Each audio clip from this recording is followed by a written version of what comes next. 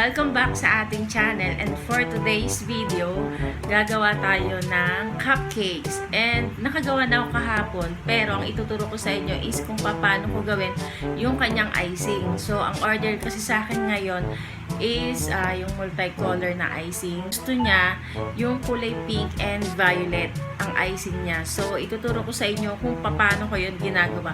Yung iba alam na, pero sa mga hindi pa nakakaalam, ituturo ko po sa inyo. And let's start. Ito ang ating mga kailangan. So first, kailangan natin ito guys, yung Whippit.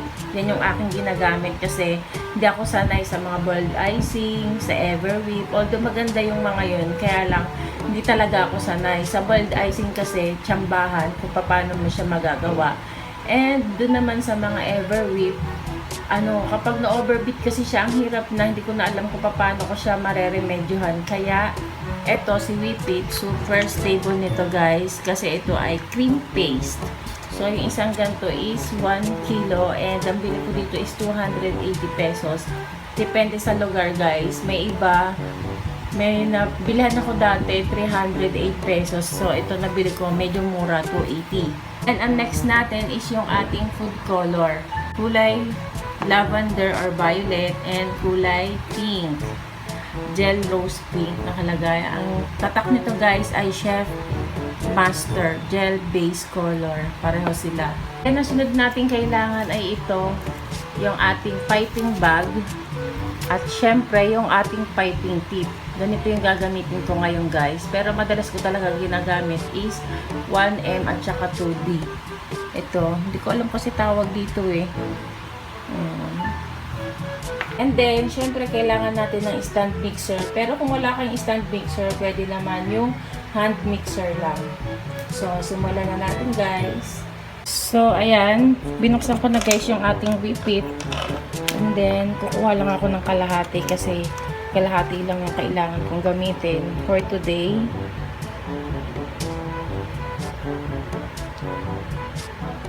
Ayan.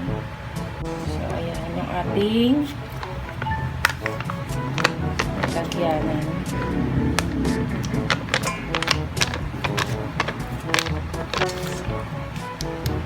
Tapos itong natira, tago na lang natin. Kasi magagamit pa natin to sa ating susunod na pa-order.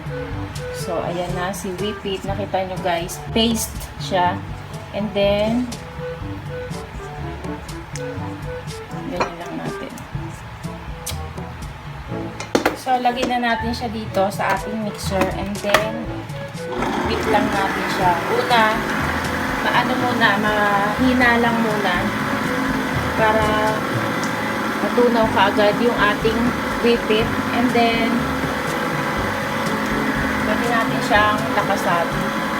Mga nasa number 3. Low speed pa rin siya guys. Pero nasa number 3.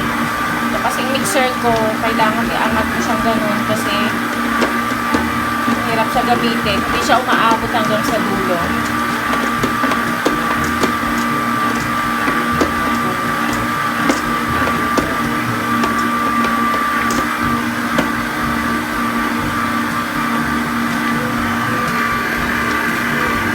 Guys, ganyan yung itsura niya.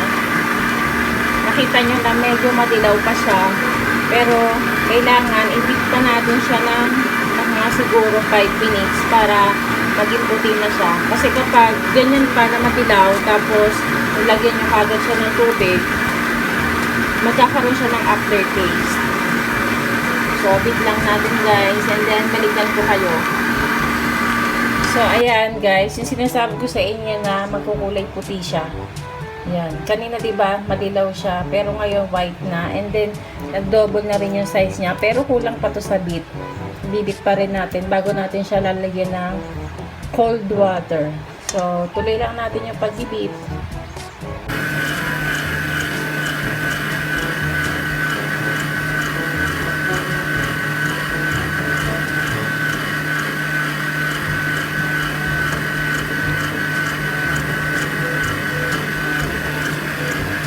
Tandaan nyo guys, huwag nyo siyang mamadaliin. Kasi once na minadali nyo siya, magkakaroon siya ng mapait na lasa, magkaka-aftertaste. So, hindi maganda yun sa panlasa ng ating mga customer at baka hindi na sila umulit sa inyo. Kaya, lahat ng bagay ay nasa paghihintay. Kaya, maghintay lang tayo.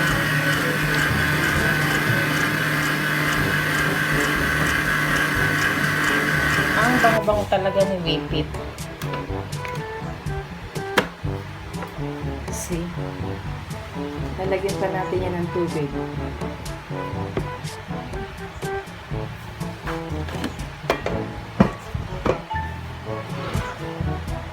Scrape lang natin yung mga sides para sure na walang dumikit na ano sa kanya.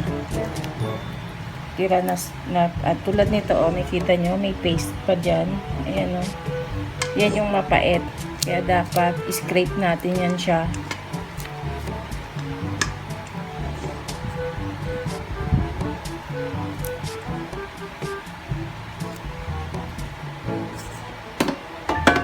Then, last bit para lagyan na natin siya ng cold water.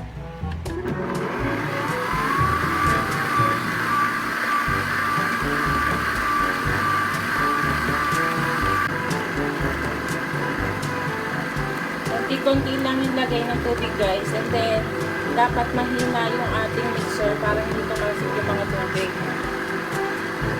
So, ayan. Saka natin siya lakasan.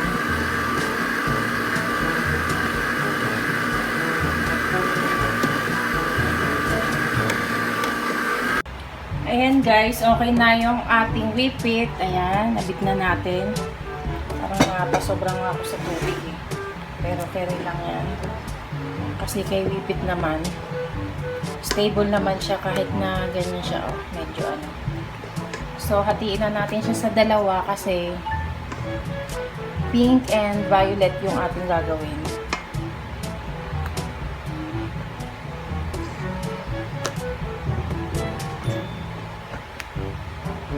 Bali, 24 pieces na cupcakes po ito.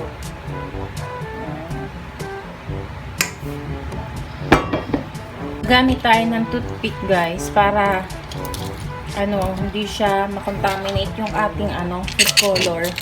Pag tayo mag-direct ng dito para hindi masayang yung food color natin. Kasi once nahaluan na yan ng icing, wala na.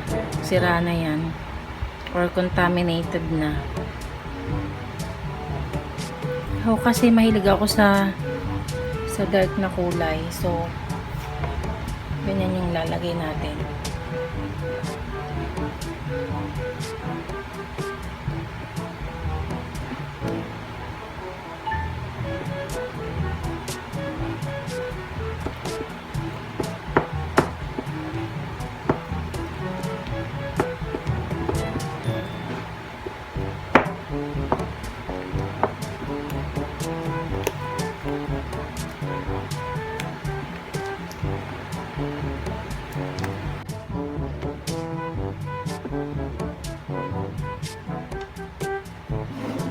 Then, isunod naman natin itong kulay pink. Gawin na natin kasi para nagbuo-buo siya.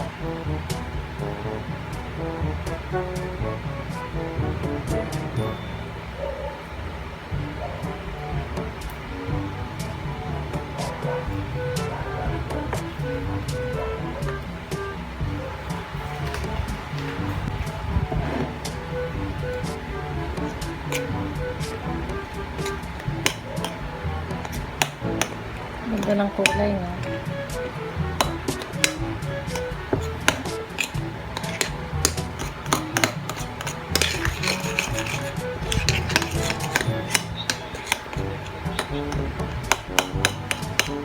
Wow!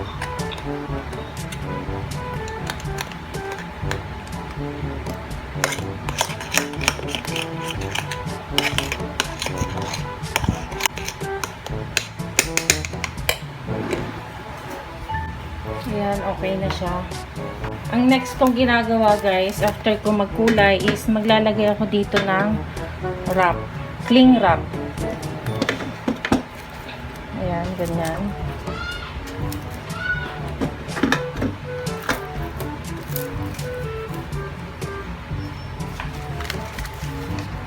Then, gupitin natin yan.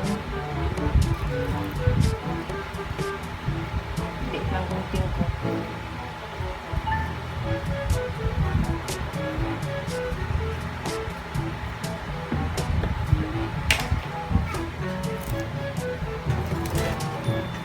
Ayan. Ganyan lang natin yung ating cling wrap. And then, kukuha tayo nito. Piping bag. And then, gugupitin lang natin siya dito.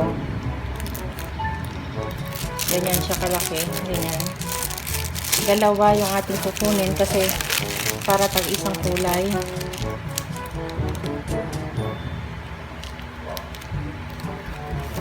Ang cute ng gunting ko, no?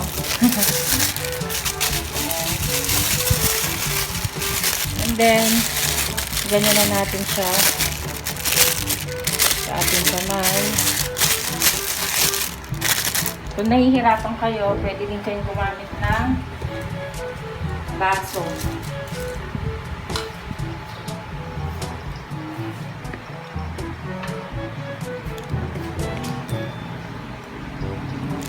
Ganyan lang natin.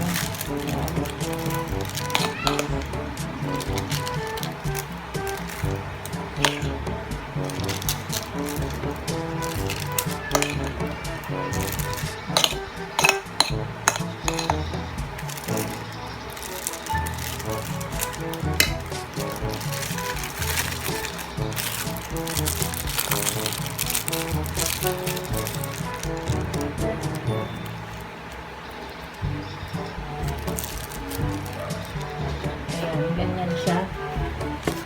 Ayan guys, ganyan siya. And then, yung isa naman, yung kulay violet.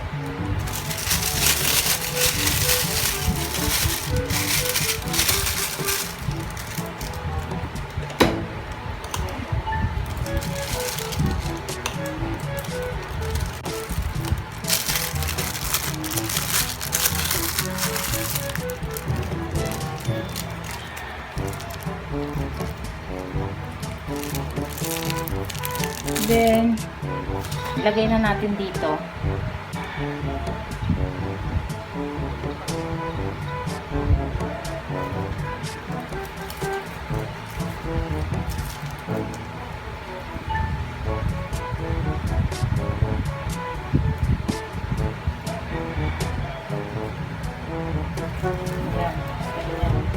Then,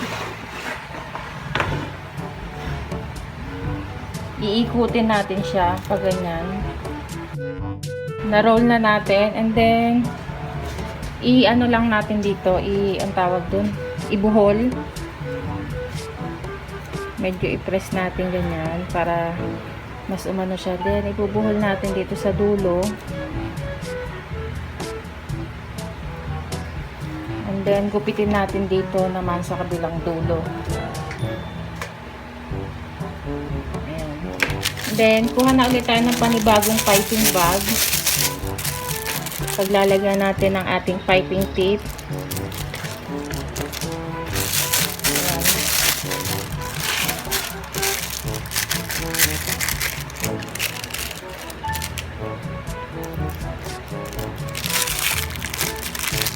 Ayan guys. And then, saka natin siya ipasok sa loob. Ayan, ganyan. Para hindi tayo mahirapan. Pero yung iba, nilalagay na lang ng dalawang ganon. Ako kasi parang mas malinis siya tingnan pag nakaganyan. Lalo kapag maraming kulay na yung gagawin mo. Ganyan na yung ginagawa ko talaga. Ngayon, ilagay na natin siya sa ating cupcake. Tingnan nyo yung aking choco moist na cupcake. Ayan. Try natin i-pipe. Kita nyo ba? Hirap kasi wala akong taga-video.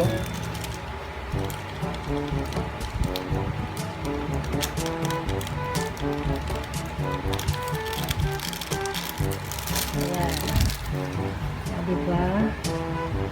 Ganda. Guys, pwede nyo rin para itong gawin, no? Yung dalawang piping bag, pinagsama ko dyan sa loob para hindi siya kalat-kalat. Ayan. Mas okay siya, diba? At mas mabilis. Ayan na po yung ating finished product, guys. Ayan. Ang ganda ng kulay, di ba? Ganun lang po kasimple gumawa ng ating multicolor na icing. So guys, kung nag-enjoy ka dito sa panonood at may natutunan ka, please like, share, comment this video, and please subscribe to my channel for more upcoming videos. Bye! Keep safe everyone. God bless!